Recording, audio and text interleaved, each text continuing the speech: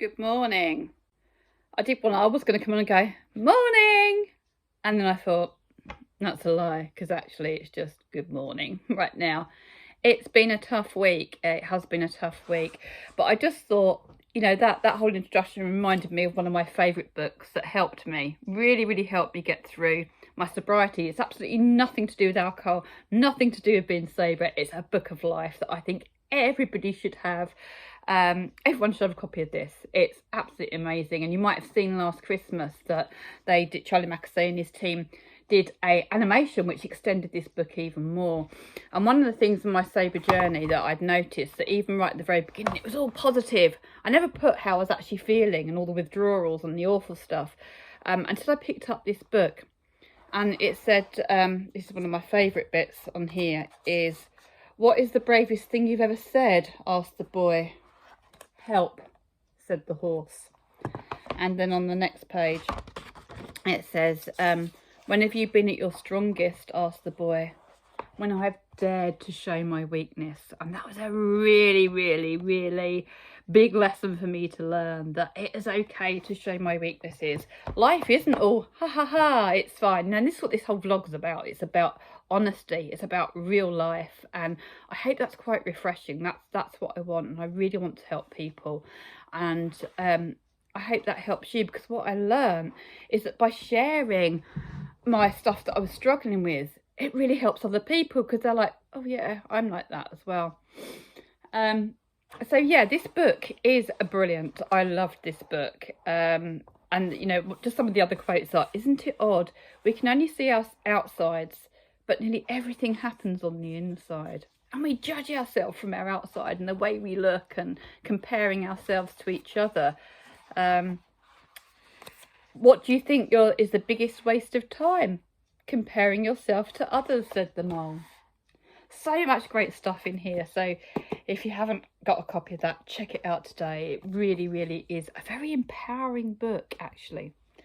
And talking about empowering, I've been trying to empower myself. I mean, for 3 years I've been trying to come off of my duloxetine. Now, I've been on antidepressants since 1995. A long time. I think I've had about 6 months off of them in all of that time. Because I never felt right, never felt normal. I was always just like, ah. I mean, I'm just now anyway, aren't I? But since going through my menopause 3 years ago, and since getting sober 3 years ago, I feel me for the first time since pre-teenage years, really. So I've been very gradually reducing down my duloxetine medication. Now, I used to be on venlafaxine, actually, to be fair, about 5 years ago. But when I got diagnosed with the fibromyalgia, rather than adding in all the other medication like pregabalin, amitriptyline, that makes all my symptoms worse for coordination and falling over and things like that, I was like, no. So I decided to go onto duloxetine, just transfer over, because duloxetine is used for anxiety, depression, urinary incontinence, fibromyalgia, neuropathic pain to do with diabetes, and there is something about arthritic pain as well. That's not conclusive, but other studies, the other conditions. And I'm like, look, I'm not going to take all these different medications. I'll just take one to do it all.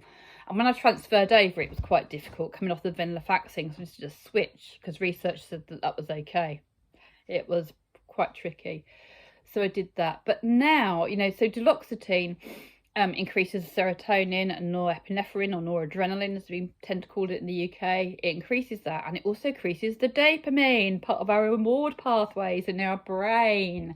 So it kind of makes us feel more balanced and better in that way, and it has done. But I want to get off of it, because I'm not decreasing those chemicals in my body anymore, and I think my hormones are more stable, so there is more of a chemical balance. But you are prone with any antidepressants to withdrawal syndrome, and you shouldn't just stop them dead. You have to reduce them over.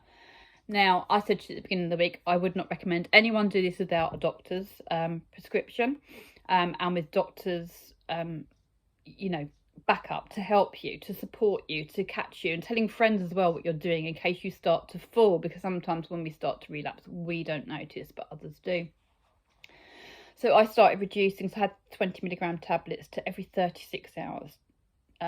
from at 24. As you can see, it's not helping with my speech or my words or my thinking. So I've really been struggling. I'm a little bit better today, funny enough, but yeah, I'm struggling still. I'm really struggling. So I was trying to save the NHS money and use up my old stock and not ask for liquid. There is a liquid that they do, but it's quite expensive and doctors aren't always prepared to prescribe it. So I have reached out to my doctor this morning and said, look, this is what I'm doing. Would you please consider prescribing me the liquid so that what I can do is come down to 10 milligrams every 24 hours. Or even 5 milligrams every 12 hours, because the half-life is only 12 hours. So even when we go 24 hours, you know, we're pushing it a bit, you know, because it's usually every 24 hours. So to go to 36 hours, I'm like, whoa, messing around with my chemicals a bit. So as I say, don't do as I say. Just listen to me waffle on and make up your own minds. I am not responsible for anything to do with medication. And I always say, you need to go and see your doctor if you're giving up drinking, if you're giving up drugs, if you're changing your medication, because you might need to change medication doses if you've given up drinking or drugs which affect, or smoking, because cigarettes affect our medication levels, or some medication levels as well. So always be careful around that. Anyway, that's what I've done this morning. I've had a week of just blur since I got back on Monday, which I tend to do when I stop riding and touring and like a mad thing around the country or flying off to other countries. I get here and reality kind of hits me and I go bang. And I go bang with lack of energy, with tiredness, with feeling just grief. I don't feel low, I just feel grief. I know I am blessed with the fact that with my beliefs that I know I've been with Andy before and I know that I will be with him again, and I know when it's my time he will be there waiting for me. I have no shadow of a doubt, and if I did before, then going through that last month with him in the hospital, I have absolutely no doubts now, absolutely no doubts, and that makes me smile that he is going to be there waiting for me. And I completely lost my train of thought then of where I was going. Don't know. No. Anyway, it might come back. Oh yeah, I got it now. I have no doubts it's going to be there waiting for me. But it's that question of how do I get through this life without him, without seeing him. But I know he's all around me. I know he's here with me. And you just have to get on, don't you? You just have to get on. And you just... that's another thing in this book, you know, they're looking out at the outside at the wilderness, they're looking at the view in the future, what's there, something to these words, what's out there, it's the wild, it's on the unknown. Don't fear it, because we tend to have a lot of fear about, you know, the unknown, but I actually kind of enjoy that at times now. I do embrace it and it does help. And I've got lots of stuff going on. Although I slumped this week, I knew I was going out for lunch yesterday, which I did. So that was good. Today, I'm going to get my arse into gear and get down to a Citroen dealer in Dis to look at the little Citroen C3. And I might, because I did, January before last, look at the Skoda Fabia. To look at that with review to a Motability, on the Motability scheme of getting the car, because... you know, I am aware that there's things I haven't done this week because I didn't have the energy to get my bike gear on and go out and do it. So I do need a car, because otherwise I'm going to, through winter, probably slump even more. So I'm going to go and look at that and see if I can get a Motability car, because they take months and months and months to come through, some of them 6 months anyway. So I'm going to do that and get my ass out. Yeah, and... so I'll probably see you later at the garage. But the other things are, I'm excited planning is I'm going to book a trip to Disney for me, Jack, Gabs and Arthur in January. We're going to be up there for Jack's birthday, because that's something Andy and I wanted to do, was to take Arthur to Disney. So I'm going to do that.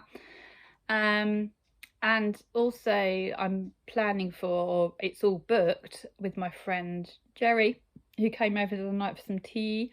Oh yeah, I did make a nice... dal curry with those turnip things that I showed you. I don't know if I really told you about that. I might have done. Yeah, my turnip things that were meant to be beetroots. made a nice curry with it, with carrots and red lentils. I'm not going to stop this because I want you to see how the serotonin levels are like messing with my thinking. Because that's the other thing as well, is that I was reading actually today that the side effects can be like poor coordination, clumsiness, of duloxetine, dizziness, all the things actually that I have had since I went on it. So, but obviously coming off it as well, that happens. I mean, I've dropped oil, I've dropped drinks, I've knocked everything flying since these changes. So anyway, we are planning to go in about 25 days now to Kuala Lumpur. It's something we were going to do in 2020 when her sister moved out there in 2019. But then obviously COVID had other plans. We were going to go in April 2021. COVID had other plans. And then Andy got too poorly, really, for like once the travel restrictions had lifted, Andy was too poorly for me to leave him. And it wasn't a place he wanted to go. It's somewhere I was going to go with my friend. And after Andy had died, she'd said to me, I've booked my tickets if you want to come. So I'm jumping on her flights and going out there. So that's exciting. Obviously, I don't feel very excited at the moment because of my serotonin levels. I'm like, that's exciting. I'm just like, oh, but I need to get this sorted first because the thought of getting on a plane now is like, ah. But on top of that, I'm also planning to go hopefully in February. I'm not going to Spain. If you've been watching Girl in Spain way back, I was going to go for 3 months in Spain. I'm not. I'm going to hunker down here in November, December. At the moment anyway, and write my books here and January. So mostly December and January I'm going to sit because I'm not back till 8th November from Malaysia. I'm going to write a couple of my books. I'm going to give myself December, January to bang out a book each, and then I've got another book on the horizon, but that needs to be the right time to do that. And then in February I'm going to fly to Australia for a month or 3 weeks. I'm going to go to Bali. I've always wanted to go to Bali. I do not know why. I've just got a pull there. Perhaps I was there in a previous life. And then I'm going to go to India to do a 26-day tour. And then, depending on the flights, I'm looking at multi-flights. Depending on the flights, I might stop at Dubai just for a couple of nights just to check it out. So people going, you really ought to go and see it. I mean, it's not somewhere I'm really drawn to, but okay, perhaps I'll go and see it because some of the flights go there anyway. So, and then back to London. So I'm planning a 2-month tour out then. So that should be good. I'm vlogging everywhere I go and showing you all about it. So yes, lots of exciting stuff coming up. Lots to look forward to, which is going to help with my sort of medication reduction, feeding my reward pathways, increasing my serotonin, because I can't do it myself. I know I can. But it just has to be a pace at a time. Anyway, I've talked enough for now. Or tried to talk. I tripped over a lot. But never mind. It is what it is. I'm perfect being me. Chin chin.